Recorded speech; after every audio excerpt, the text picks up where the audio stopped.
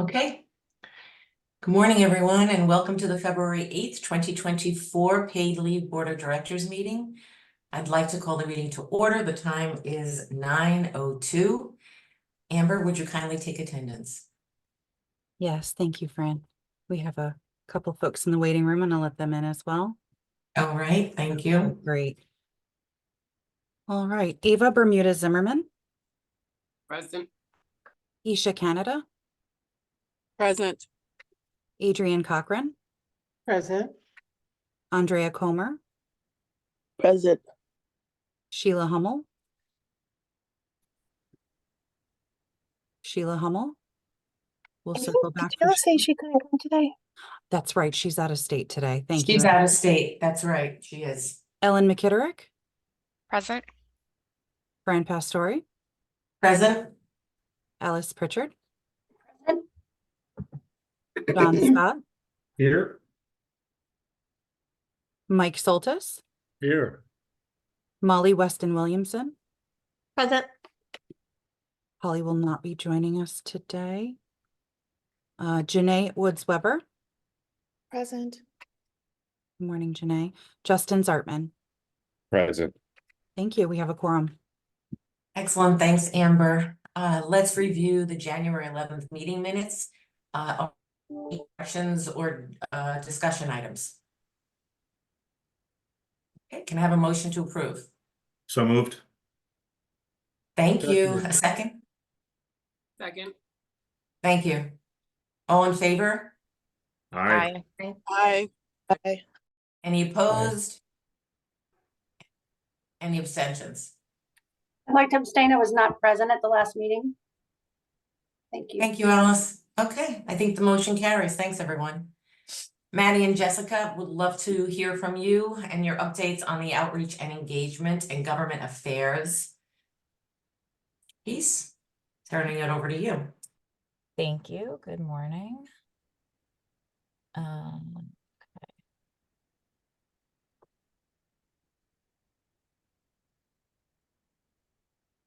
All right.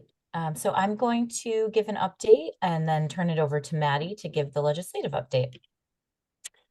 So the first thing that I'm excited to share with you is we have a couple of new testimonials, and I wanted to play the 30-second versions for you so that you can get a sneak peek before they go out there, to the world.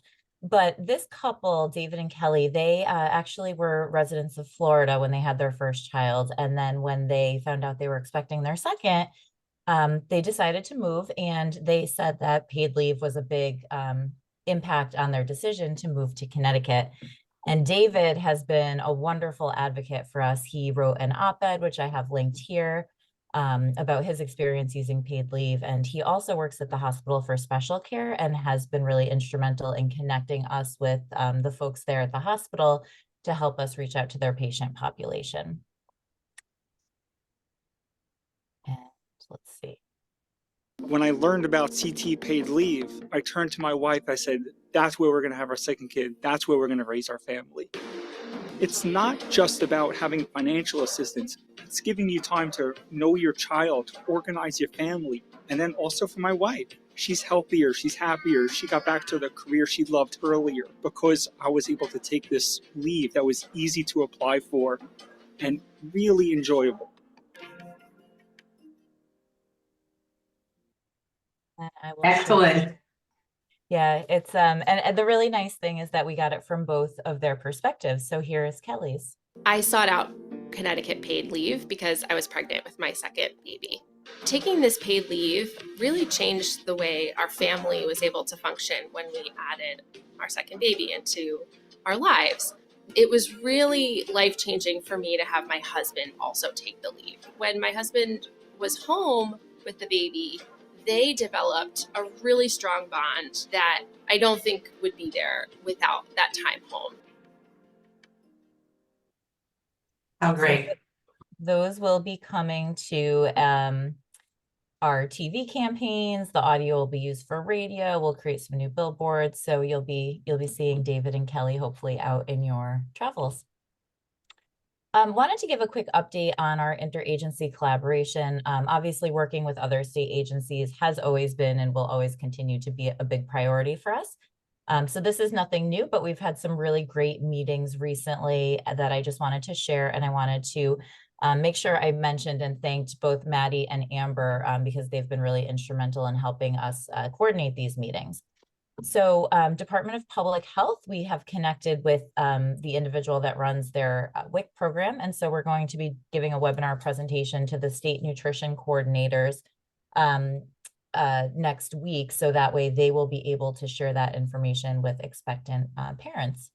We met with DCF a few times, and we have come up with a plan where we're going to create short videos for case managers. They obviously have just so much on their plates that trying to get, sort of a longer format training, we thought might be difficult. So we landed on creating short training videos that they can use and have as sort of an on-demand, as well as creating walkthrough videos for foster parents who are going to apply for paid leave, so they can have a really, simple step-by-step to help them with that application process. They're also going to be putting information in their client newsletters, distributing our infographics to foster parents. And we've also talked about a couple of events they have coming up in the spring that they think would be a good fit for us to be at. And then lastly, we just met with DSS again this week. They have offered to put our information on the monitors that they have in their, I believe it's 12 office locations throughout the state. They will be distributing printed information to their clients, and we've talked about some future collaboration ideas as well. And really, again, wanted to thank Amber for that particular connection, because she has been really, really helpful in getting these meetings set up. As you might recall, the last time I gave a quarterly update, I mentioned how we've really been trying to streamline our themes each month between our podcast, press releases, and social media, just to choose a couple of topics, 1 or 2 topics to focus on each month. And so just wanted to give a quick look back at the past few months and also what's coming up. So in November, the 2 focuses were caregivers and epilepsy awareness. So Nancy's 2 podcasts, one was a woman who used paid leave to take care of her sister who lived out of state when her sister was diagnosed with cancer while she was pregnant. We did a few releases on caregivers, one about income replacement for caregivers, and the other about how home recovery is more easily attainable when people have that ability to care for their family members. And then Nancy also did a podcast about living and working with epilepsy. December, we focused on chronic diseases, and we did our podcasts and releases around endometriosis, as well as living with HIV. January, the 2 podcasts were, one was Erin was featured and talked about her own experience with cancer many years ago. And Nancy also spoke with the March of Dimes and did a podcast about how paid leave can support moms and babies with complications to have better health outcomes. Looking ahead to February, the focus will be on eating disorder awareness as well as rare diseases, because February 29th is Rare Disease Day. And then in March, the focus will be on traumatic brain injury, and we'll work with the Brain Injury Alliance of Connecticut, as well as kidney disease. So if you haven't listened to the most recent podcast, please go do check them out. Nancy continues to do a really fabulous job with different guests and with using those connections to help us reach different audiences that we might not have thought to or been able to as easily reach otherwise. If in case you missed it, our fabulous CEO appeared on WFSB a few weeks ago. So as part of our work with WFSB for our television campaign, Erin was on Great Day at 9A with Scott Haney. And I've linked this, so when you get the slides, if you'd like to watch her, she did a wonderful job. And it was really a nice opportunity for us to have that longer format opportunity for Erin to speak more in depth about the program, the differences with FMLA, how to apply, and things of that nature. I also mentioned a while back that we were expanding our non-English language outreach through a couple of select publications. And so we have started with those ads and accompanying articles. So the 3 that we're using right now specifically for this initiative are the White Eagle, which is a Polish language newspaper. And that coverage map, or distribution map, I should say, is over there on the left side. La Visión is a Spanish language newspaper that's represented in the middle. And then Tribuna is, it covers the greater Danbury area, and they publish in English, Spanish, and Portuguese. So in all three of these, our first article was the explainer piece that Erin did a couple months back with the Connecticut Mirror, talking about the differences between our program and FMLA. And what will appear in February is an article that details the different reasons for leave, the 6 different reasons, going into a little bit more depth about each one. And then lastly, just to give you a quick overview of some of the recent events that we've done, as well as some of the upcoming. Nancy and I were up in Glastonbury, where we presented to Advancing Connecticut Together, or ACT. We did a webinar, it wasn't a webinar training, it was in-person training for their case managers. Last week, Erin was at the interval house training for court advocates, talking about the domestic violence provision when survivors of family violence are in court. Last night, Erin presented in coordination with North Branford Public Library. And then later this month, we'll be doing a presentation in person at the Clinton Library. And then lastly, on the 28th, we will be at the CBIA HR conference, which we have done in the past. And so that concludes my portion, and I'd like to turn it over to Maddie to give her updates. Jessica, before you move on, can we go back to that first slide where you were showing the videos of the family that came in? Yes. Can you play the first one again? Absolutely. Let's see, that should be this.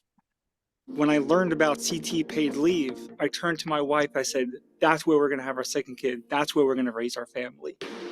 It's not just about having financial assistance. It's giving you time to know your child, organize your family. And then also for my wife, she's healthier, she's happier. She got back to the career she loved earlier because I was able to take this leave that was easy to apply for and really enjoyable.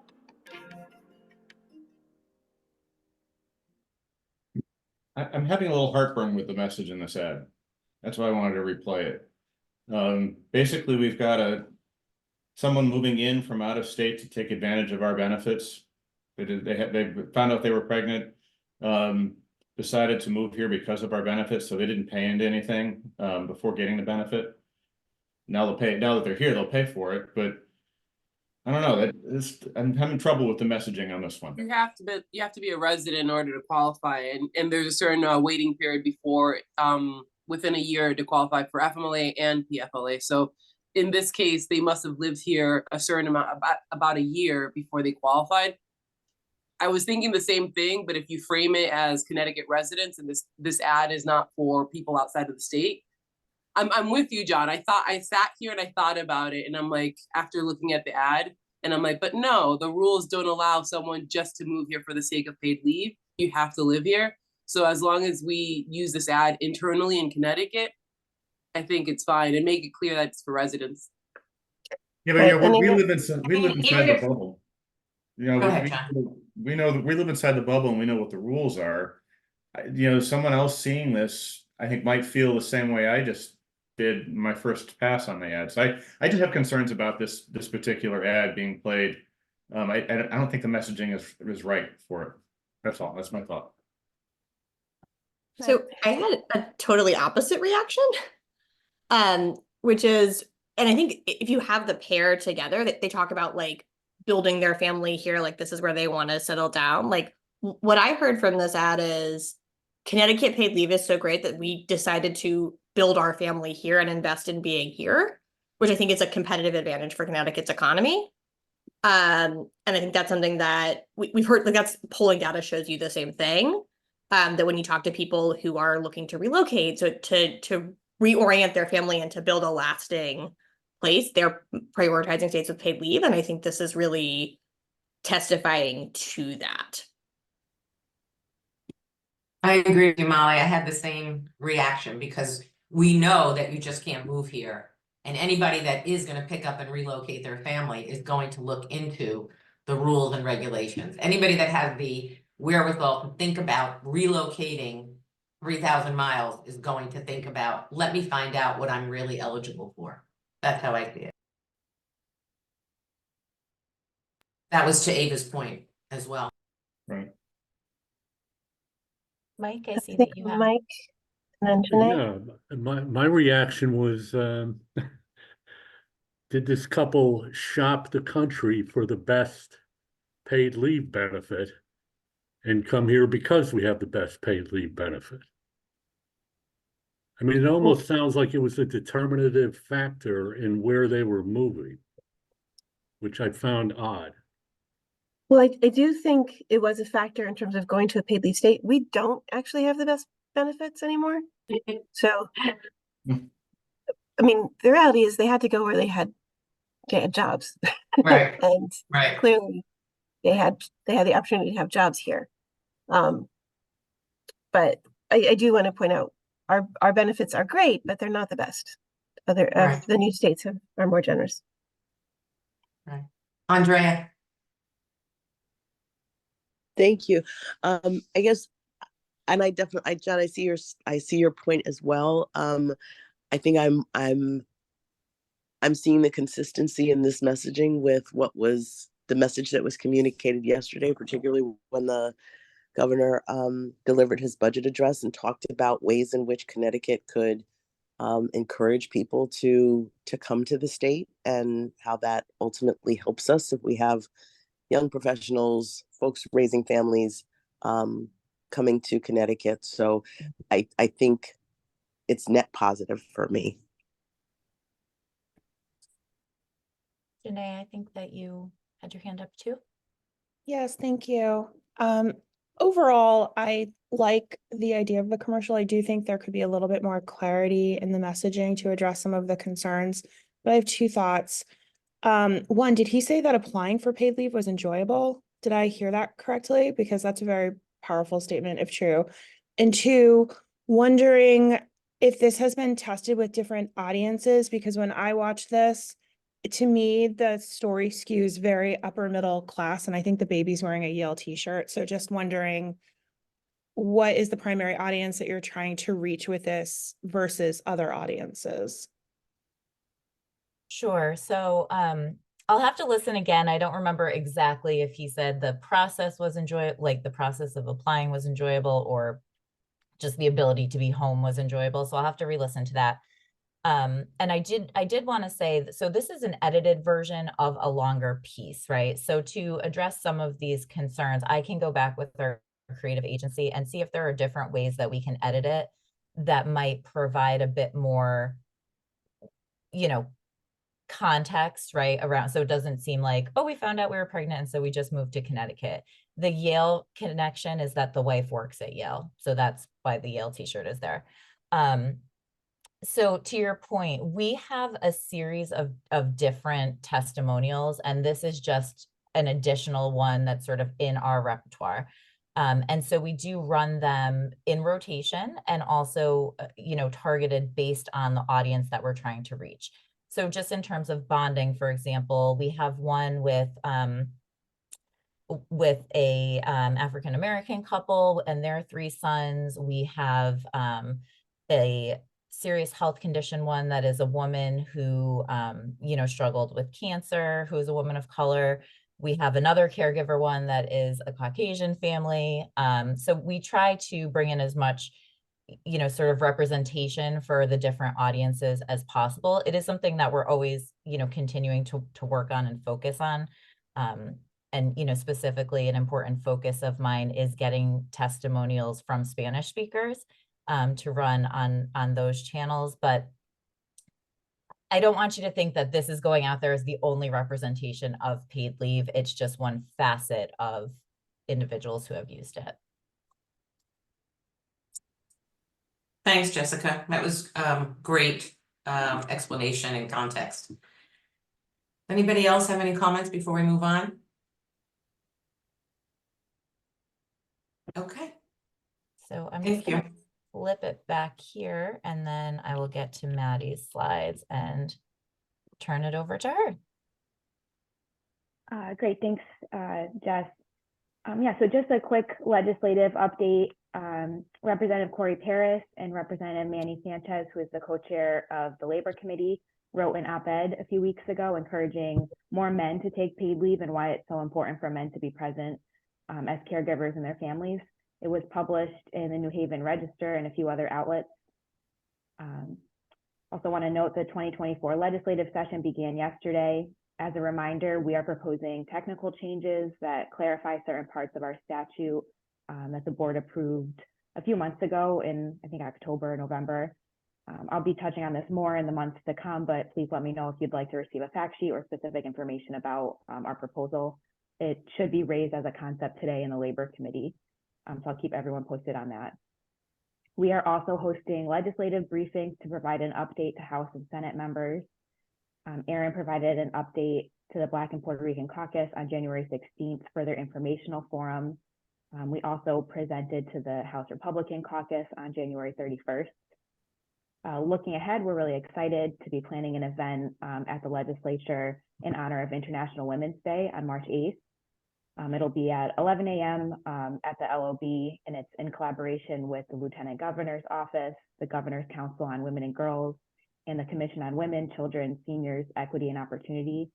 We are still pulling together the agenda, but we plan to include stories from women who have utilized paid leave, as well as a small business owner, advocates, and other folks who can speak to the importance of our program.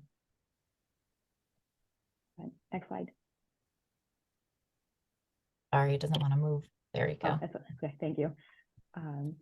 At the federal level, on January 25th, Aaron participated in a roundtable discussion hosted by Congresswoman Rosa DeLauro with Acting Labor Secretary Julie Su, legislators, and business owners that highlighted the importance of paid leave here and nationally. The event received great press coverage from the Connecticut Insider, including a quote from Claire, who's the owner of Claire's Cornucopia in New Haven. At the end of January, we also submitted a response to the Federal Paid Leave Working Group's request for information to inform a national policy, kind of as they're moving forward at the federal level. They solicited statements and testimony from different stakeholders across the country. So we submitted a statement in response to that. It included an overview of paid leave, learnings from our implementation, and our recommendations for what could come next in a federal program. Yep, that's all I had for government relations for now. So.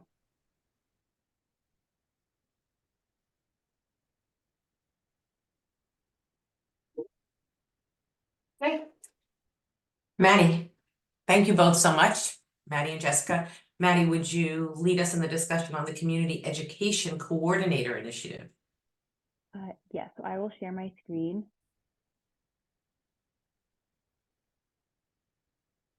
You can see my slides. Yes. Right? Okay, thank you. Just want to make sure. Okay, great. So at our last full board meeting, we mentioned briefly the community education coordinators as part of the work that the outreach and engagement team is looking forward to in this coming year. So I'm going to provide some more context around this and really our goals and our vision for this project now, to go into more detail.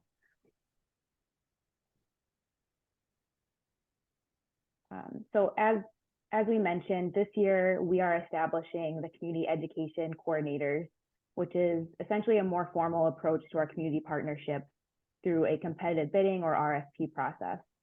Our goal with community education coordinators is to reach specific populations across the state where language, access to technology, et cetera, may be barriers to applying for benefits, and provide community organizations that we know play a really critical role in our outreach and education work with the information and tools they need to provide one-on-one application assistance. The idea of community education coordinators really comes from a commitment within our staff and our outreach and engagement team to bridge this digital divide, remove hurdles to accessing benefits, and again, really provide that one-on-one application assistance, as well as build stronger and deeper relationships with our community partners and service providers. We issued a similar RFP in 2021. We didn't receive many responses at the time, But our plan now reflects an effort to really rethink this work and focus on more specific goals and outcomes. We're also in a different place as an agency today than we were in 2021, and we feel we're more ready to be in this space to be able to do this effectively. Our plan now also comes from a lot of meetings with state agencies over the last few months who do similar work, providing funding either through a grant process or RFP to community partners, such as the Department of Housing through their Unite CT program, the judicial branch and the work they do with VOCA and funding victim services organizations, et cetera. We also talked with several board members who offered their input and perspectives, so we really thank you for that. And we heavily referenced in our plan a similar initiative in New Jersey called the CARE Grant. The Federal Department of Labor also operates a similar program that they call the FAIR Grant. So again, our overarching goals for community education coordinators are the following. We are looking through this program to increase workers' awareness and understanding of Connecticut paid leave, build capacity among community organizations and service providers that can give, again, that one-on-one application assistance to individuals that may face barriers to accessing benefits. We are also looking to develop additional outreach materials that are really responsive to and are informed by communities most in need of additional information and resources. And finally, we're looking to increase collaboration and establish a strong feedback loop between Connecticut Paid Leave and our outreach team and the community organizations and service providers that can then inform our work and how we approach our outreach moving forward. So this is just a tentative timeline and next steps. Looking at our budget for the current fiscal year that we're in, and then looking ahead for this current fiscal year, we're planning to hire a new staff person as part of our outreach and engagement team. We are looking at a job specs for similar positions. So a specific one that we were referencing is a grants and contract specialist. We envision this role will really assist with procurement and the selection process and ensure that the vendors that we choose will stay on track and meet their deliverables. Other costs for this current fiscal year are legal expenses that have already been budgeted, associated with creating RFPs and template contracts as we move forward. Next fiscal year, we'll allocate money for staff, legal expenses, and then the funding associated with paying contracts. So this is just, again, a tentative timeline we're presenting today for approval from you all, and to really affirm that this is the right direction that we want to move in as an agency. And over the next few months, we'll work on hiring a position that can oversee this project with experience in RFPs and managing contracts and contractors and vendors. Then we'll finalize and post an RFP. We'll select and train entities, and then our end goal is really launching this project in January of next year. So about a year-ish from now. Yeah, so I'll stop there, I think, for questions, right, Erin? And yeah, so we technically, the staff person is already, we have money in the budget for that. As Maddie mentioned, we'd like to get legal assistance on the RFP and the draft contracts. So it's really not, so this all was sort of in budget, but we really do, this is a significant commitment, particularly with the idea of paying community providers for this additional work. And we want to make sure that the board is on board with this idea. We think this is the right place to be. We cannot replicate the community engagement and sort of long-term existing connections that community agencies have. And we certainly cannot replicate the staff to go across the state. So we think this is a good approach, but we want to make sure the board approves of it and sort of in line with where we want to go before we commit to postings and RFPs, etc. Molly. So I was going to say, I think this is awesome. I think this really reflects what we've seen as best practices in other states. I think it's another generation of the way in which I truly think that Connecticut has nation-leading outreach and education efforts on paid leave. And I particularly want to lift up that a thing that has come up in a lot of states is that nonprofit and community partners, particularly those working with underserved communities, are often asked to do a lot of work to do this outreach and to do this assistance. And what Connecticut is doing, and why this is really a best practice, is saying, we see all of this work that you are either often already doing or would want to be doing more of if you had the capacity, and we're going to financially support that. Because I think the thing that often really gets lost is state agencies asking these, you know, often amazing, valuable, super underfunded, already super bootstrappy small nonprofits to do a ton of work and then not actually offering them anything in return. And so I think Connecticut saying we see the value of that and we're going to recognize that as something that we're investing in as part of our outreach efforts really reflects the commitments and values of the program, and I think is really how you get truly excellent results. So I am strongly supportive of this, and I think I really respect all of the thought and care that has gone into how to do this. And also I think just to lift up that there's also been a lot of thought and care put into how to do this in a way that is budget appropriate. Like if we had millions and millions of dollars to give to community partners, that would be great, but we don't. And so I think there's also been a lot of thought and care put into how do we really maximize those resources to target the folks we want to target, and do that thoughtfully and carefully. So I am strongly supportive, and I really appreciate all the work and thought that's gone into this. Molly, thank you so much, and so well said. Anyone else? I have a question, and I agree with everything that Molly said. I'm just curious, for like a ballpark number, what do we anticipate paying to these partners, let's say next year? I mean, are we talking just a ballpark idea? Yeah, Maddie, you have what New Jersey spent last year, right? It's a little tricky because New Jersey's program was larger. It actually had 3 components, so we're trying to dial it into just the FMLA side, paid leave side. Yeah, so New Jersey had a bigger bucket of funds for all of their kind of labor laws, but specifically for their paid family leave and then their I think TDI, like temporary disability insurance, they allocated I think $600,000 total for those 2 issues. Yeah. Right, and that 600,000 went to, if they allowed it to be some individual organizations, but also partnerships. So it's a little hard, but I think it was 18 contracts or some number of contracts for 18 organizations. This is in that time frame. So it's the way we're setting up the RFP right now, tentatively, is we identify different actions that we think these organizations can do for us, and then they have to come back with their proposal and identify specifically what they would provide and sort of at what cost.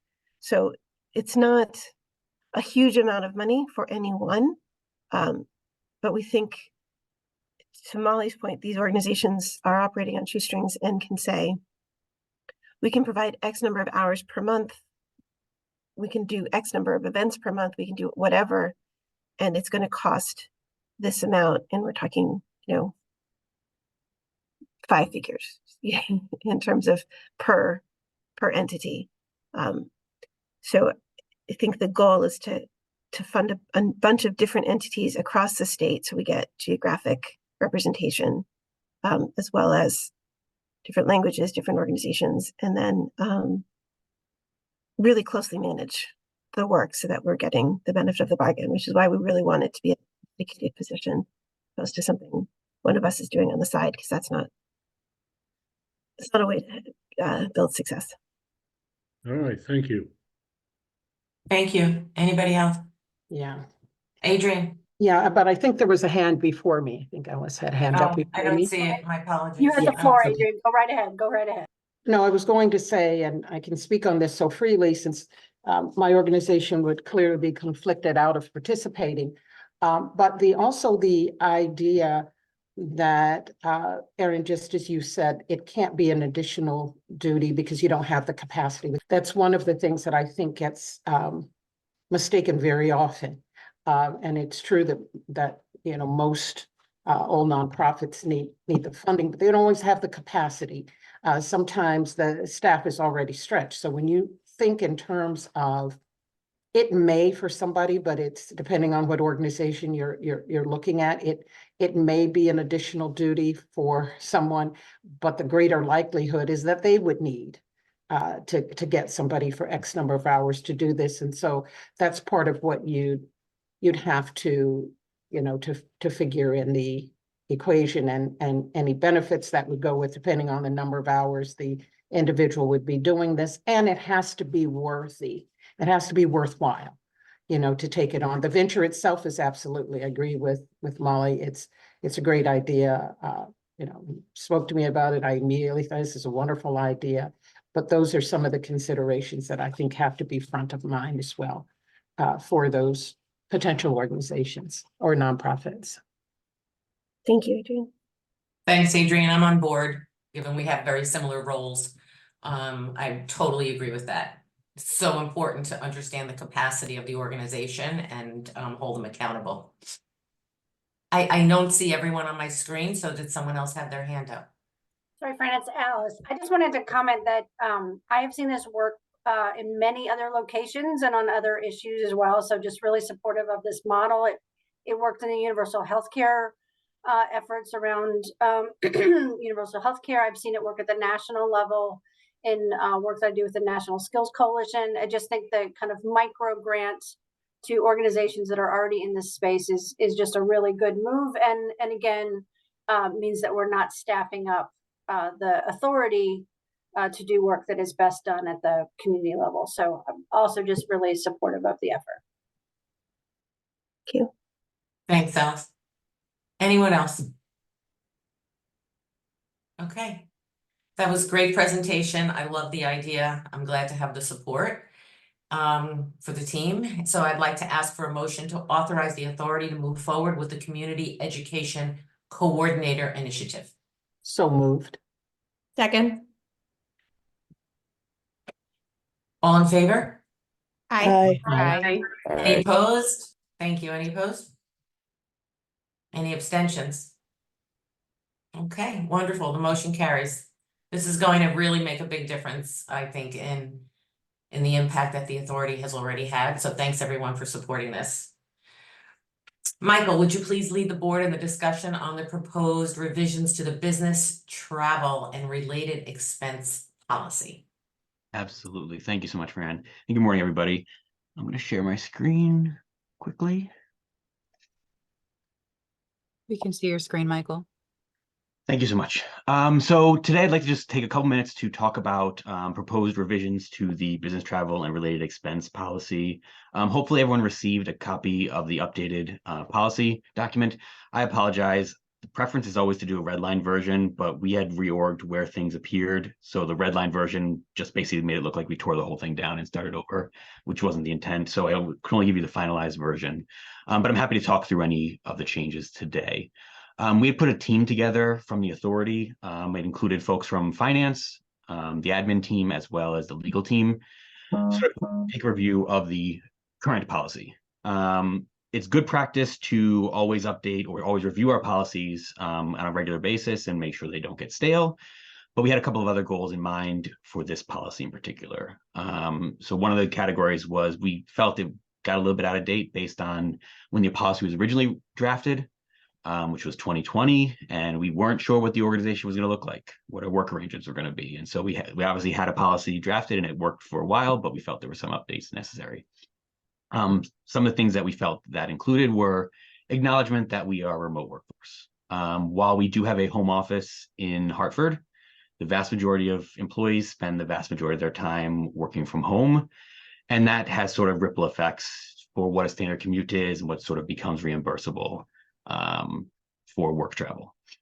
We also all have work issued phones. So expenses for things like business phone calls or internet access while you're on a work trip, they don't need to be paid for because you have a phone that's already covering that. And then the original policy sort of anticipated that employees would have more access to credit cards.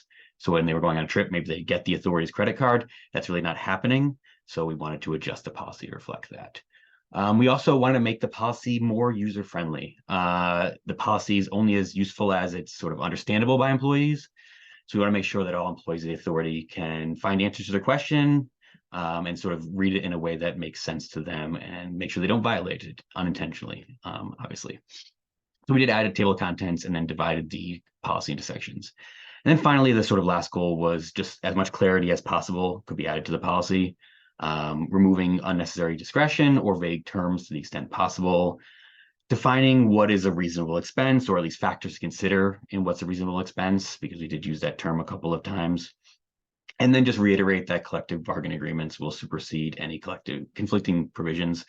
This sort of applies to a large number of policies, but in particular for the business travel and related expense policy, it's worth reiterating because oftentimes collective bargaining agreements do talk about expense reimbursement. As I said before, I'm happy to talk about any particular items, but there were a significant number of changes. I'd just like to highlight a few in each one of the categories to not waste everyone's time.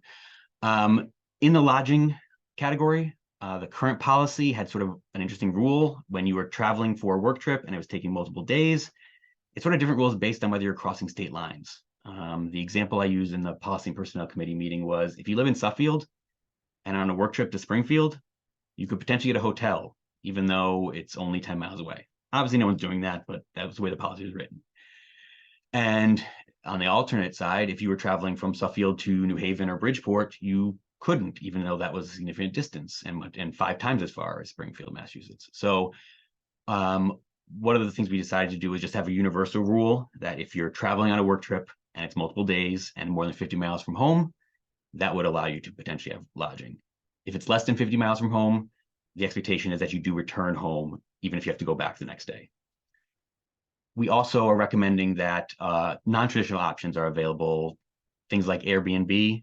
If that is a better option, it's closer to where you need to be and less expensive for the authority, we can at least consider that as an option, and it doesn't require us staying at a hotel because that can often be more expensive. Similarly, transportation, one of the current rules in the existing policy is that your use of your own car for a work trip is reimbursed based on the distance from your home to the authority's office in Hartford. Sort of the idea being that would be your standard commute. And so therefore the expenses are only be reimbursed for beyond that, but that's not really the arrangement we have here where folks don't go into the office very often. So it ended up where inconsistent reimbursement, depending how close you live to an office you rarely go to. So a recommended change for transportation is that it's a universal 20-mile rule. If you travel more than 20 miles for a work trip and use your own car, expenses beyond that 20 miles can be reimbursed. And similarly, unrelated to your own car, but just sort of other transportation options, we want to allow non-traditional options for that as well. So Uber and Lyft, that's a better option than taxi or other public transportation. That can be considered. As far as meals incidentals, the existing policy has a flat rate for depending on each meal type, one rate for breakfast, one rate for lunch, one rate for dinner. And this would be the same regardless if you were on a work trip to New York City or Los Angeles, where maybe things are more expensive, or going to a place more remote where maybe things are a little cheaper. So reimbursement wasn't based on where you're going. It was just sort of a flat rate, which led to some inconsistency on what was reimbursed. Also, existing policy just had reference to non-meal tips being reimbursed if reasonable, but no definition of what that meant. And finally, it was unclear whether incidentals were covered. There sort of was no specific reference, but then it also talked about non-documented expenses under $25. So it was a little bit unclear whether incidentals were reimbursed. The new policy sort of tries to follow the GSA rates when appropriate. So meals would be based on the GSA rate for that location. And it's sort of scaled to based on the cost of meals at that place.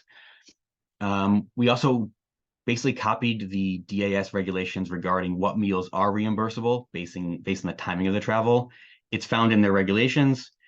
We thought it's easy just to put in the policy so that employees don't have to go and try and find those regulations. It's sort of right there based on when you leave and when you return home as far as what meals are reimbursed.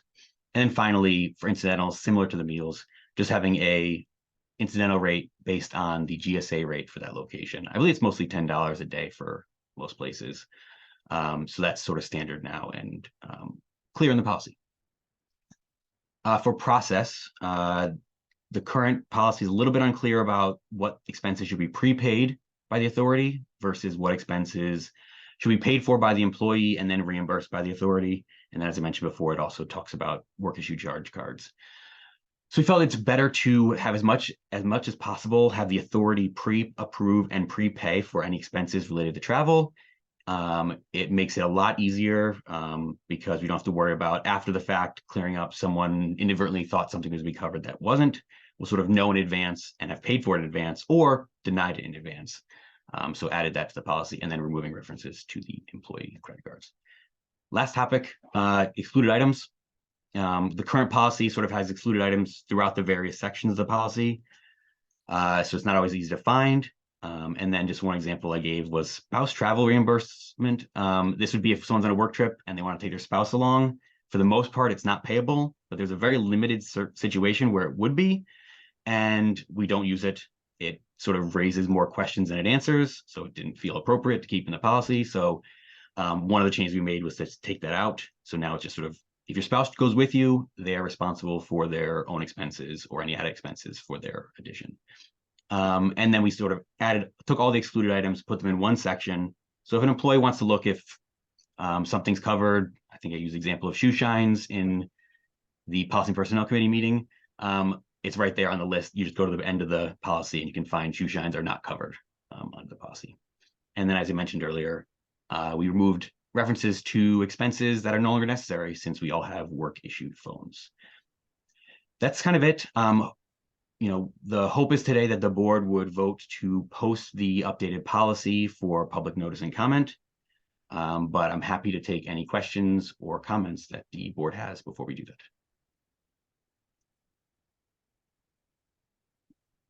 I have a question.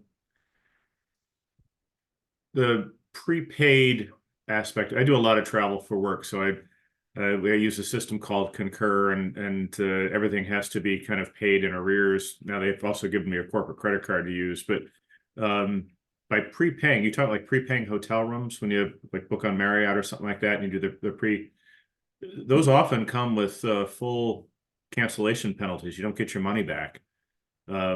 Are we running the risk of losing hotel rates if someone's plan changed? I mean, it certainly, I guess, is a possibility, but you know, obviously, to the extent possible, we want to make sure that if the reason for the cancellation is the employees, that I think we have in our policy that is sort of it no longer becomes reimbursable. It's now the employee's responsibility to pay for that. Beyond that, I think we can often get credits if it's a change. It's probably always going to be a risk, and it potentially, you know, we think it's a better option to do that than the alternative and have potentially someone not getting reimbursed at all, or they get a hotel room they shouldn't have. The better option is to sort of work that all out in advance. Okay. It just feels a little backwards, but that's okay. We can take that into consideration. Obviously the board, any comments the board shares with us, we consider, as well as any comments that we get from the public. So I'm happy to take that into consideration. It is, so there's two types of travel. There's the conferences or training travel that's usually what involves hotels and planes. And then there's the outreach work. You know, if Jess is driving down to Stanford for the day, there's mileage reimbursement, you know, that kind of thing. So we've got those two extensions of travel, and I think the hotel and planes are significantly less frequent. Do we use a system? How does an employee put in for payment or reimbursement of these expenses? Is it an Excel spreadsheet, or is it using, or have we contracted with somebody? If I may interject. Dave, I was hoping you would. Okay. We use Bill Spend and Expense, formerly known as Divvy, if you're familiar with that. It was bought by the Bill platform a few years ago, and it's integrated into the Bill platform, which is integrated to our QuickBooks platform. So yes, employees do have a platform to enter their expenses. It's not on a spreadsheet or anything like that. Thank you. You're welcome. Okay. Anybody else? All right, great. So may I have a motion to authorize the authority to post a notice about the proposed revisions to the business travel and related expense policy in the Connecticut Law Journal for public comment. So So moved. moved. I'll second that. Thank you, Alice. Thank All you. right, great, thank you. Thank you. All in favor? Aye. Aye. Any opposed? Any abstentions? All right, the motion carries. Thanks, everyone. So we're gonna move on to committee reports. Mike, you're up first. Okay, good morning. Our committee met this month and we discussed the proposed revisions to the business travel policy, which we just voted on to post. And we also continued our work on developing a CEO performance evaluation process. Thank you. Thank you. Molly? The outreach committee met in January, and I think Maddie and Jessica have the updates covered. I would agree. Thank you so much. And Dave, please provide the Finance and Audit Committee report. Yes, good morning. So we went over the financials for the month of December, which I'll be going over shortly. We also discussed that the budget process for the authority will be beginning soon, and there will be a budget presented to the Finance Committee at the end of March. And for the board, they'll most likely see it at the May board meeting. We also discussed we currently have an RFP out there for audit services. We're required to have one every 3 years. And that one is in process and on time as we speak. So once the results of that have been finalized, we'll let everybody know what that is. Also, in addition, like I mentioned, we discussed the December financials, which I am going to share with everyone right now.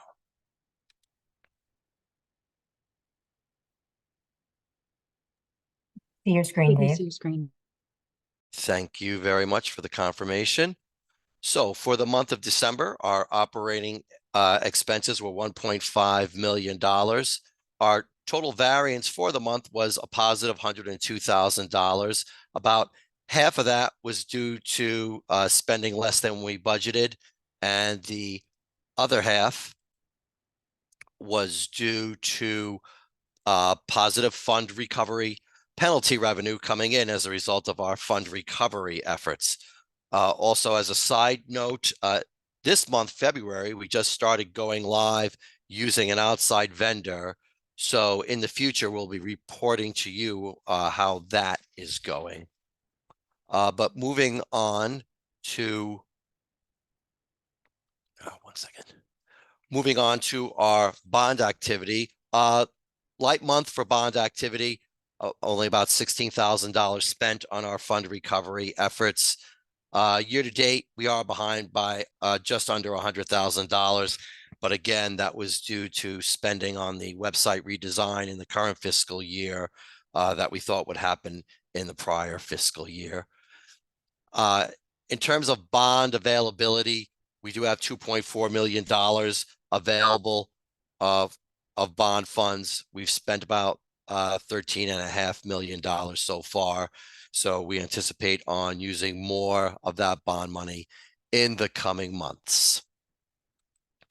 Contribution activity for the month of December, it was the biggest item was $35.5 million for benefits paid. If that looks a little higher than normal, it is because we reimbursed Aflac for 5 weeks instead of 4 weeks. And that's the biggest reason why there's a negative variance there of $3.3 million. And that's also the reason why there was a negative variance overall of about $3.9 million. We also did have a negative variance of about $1.5 million for contribution revenue for the month, lower than expected, but that was offset by somewhat by the fund recovery work we're doing and also by the investment income, which is being driven by a higher interest rate than we budgeted. So while we did have a negative variance for the month, year to date, we are ahead by over $18.8 million year to date with a positive variance in all the contributing factors to the contribution budget. As of the end of December, the calendar year, the amount in the fund was just over $530 million. Most of that money was invested in short-term investment funds, $517 million. The bulk of the remainder continues to sit into the Imprest account. No other big movements on the balance sheet to report at this time. Just a quick sneak into January. Excuse me. Nothing unusual there. $976,000 of spending for the month of January. The categories were the typical expense categories, similar to what happened in December. Benefit spending was $27.2 million. That averages out to about $6.8 million a week. In December, the average spending was about $7.1 million a week. That is lower than it's been in the past few months, but we do see a trend in December and January as a result of the holidays. Less people are applying for benefits, so the payment tends to go down, and then it ramps back up again in the following months. And we are starting to see that now in early February. As far as where we think we'll be by the end of the year, operationally, expenses we think will be about $2.5 million ahead of budget. That's still primarily driven by payroll and benefits. We have positions that are starting later than budgeted, so that's one reason for the variance. Also, our grievance adjudication expense will be less than what was budgeted for our appeals work. The volume coming in is less than what we had budgeted. So those are the primary drivers of that. Plus, we looked at all our other various expenses, and our run rate so far for the first half of the year are coming in at less than what we budgeted. So that's why we're better than budgeted for expenses. I know the income less expense number has a negative variance of it of $1.6 million. Just as a reminder, that's because the administrative fees that were transferred in will be $15 million by the end of the fiscal year, not 20. We didn't transfer the first quarter because we had enough money in operational reserves, so we didn't need to transfer the money. This -5 is offset by the +5 right here in the contribution projection compared to budget. And for that, we still expect to be over $55 million better than budget by the end of the year, in part driven by lower benefits than budgeted at the time, almost a year ago now. Contributions are expected to come in somewhat higher. We are monitoring this, and we do work with our actuaries to take a look at this. So there will be a revision of this in a month or so when we look at the most recent quarter of contributions that just came in actually last month in January. And in January alone, those contributions were over $98 million. So we'll talk more about that next month, how that compares to budget and how we expect that to play out for the rest of the fiscal year. So that's what's going on at the authority finance-wise. Does anybody have any questions?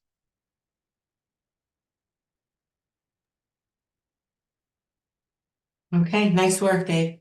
Thank you. Thank you so much. Okay. We are moving on to Erin's CEO report. We've talked a lot about the things we've been doing, so I won't repeat that, but I do want to let you know that we will be sending out to the board members another copy of the Office of State Ethics Guide to the Code of Ethics, as well as a copy of the Freedom of Information Commission's summary of FOIA. We've provided ethics and FOIA training and information a few times in the past, and we just want to make sure that we keep that top of mind for everyone. If anyone has questions, please don't hesitate to reach out about those. Also, if you're working on your taxes and you just want to get all of your paperwork done at the same time, statements of financial interest are due May 1st. So don't forget about those. We will be issuing reminders in the next few months as well. And that's it, unless anyone has questions for me about anything. Okay, thanks, Erin. Okay, everyone, so in a moment, I will ask the board members for a motion to enter into executive session. And before we do that, there's just a few important pieces of instructions that I need to share. So when entering the executive session, you need to leave the Zoom meeting. You'll use the Microsoft Teams link that Amber sent last night, and then for some of us who didn't see that, she sent it again this morning. You will keep the Zoom link open for when we return. Amber, rather, will keep the link open for when we return. When the executive session is over, close your Teams link and return to your Zoom link. And as a reminder, there is no voting during the executive session. Our reason for entering the executive session is to enable the board to discuss Erin's performance evaluation. So we need an affirmative vote of 2/3 of the voting members of the board present at the meeting to go into the executive session. So now I will ask the board to go into executive session pursuant to CGS 1-206A for the purpose of a discussion regarding the performance evaluation of an employee. May I have a motion? So moved. Thank you. May I have a second? Second. All in favor? Aye. Aye. Any opposed? Any abstentions? Okay, the motion carries. It is 10:03 a.m. I will see you in a moment. I need to reboot my computer, so I'm gonna be a minute late. Of course, because it's in a meeting and that's when they Right. always want to reboot. Okay, we will see you all when you come back.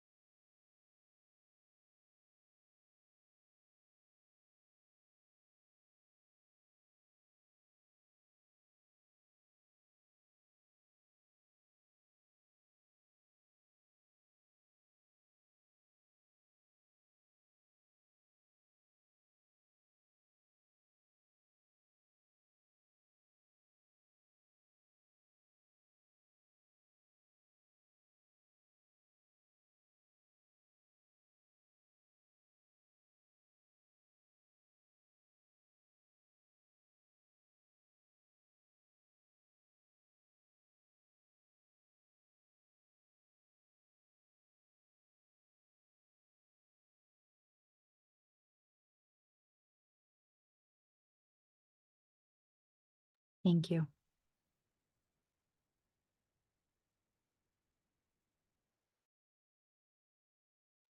Remember, it looks like they're all having trying to come back.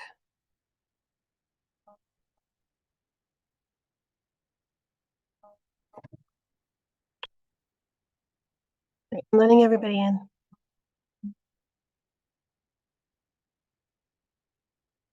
Sorry, Erin, I was talking to you, but I was on mute.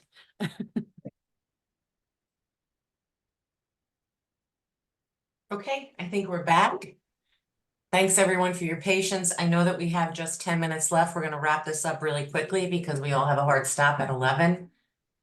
And as soon as Alice gets on, oh, there she is. All right, as soon as everyone is on, we'll give it another minute and half a minute.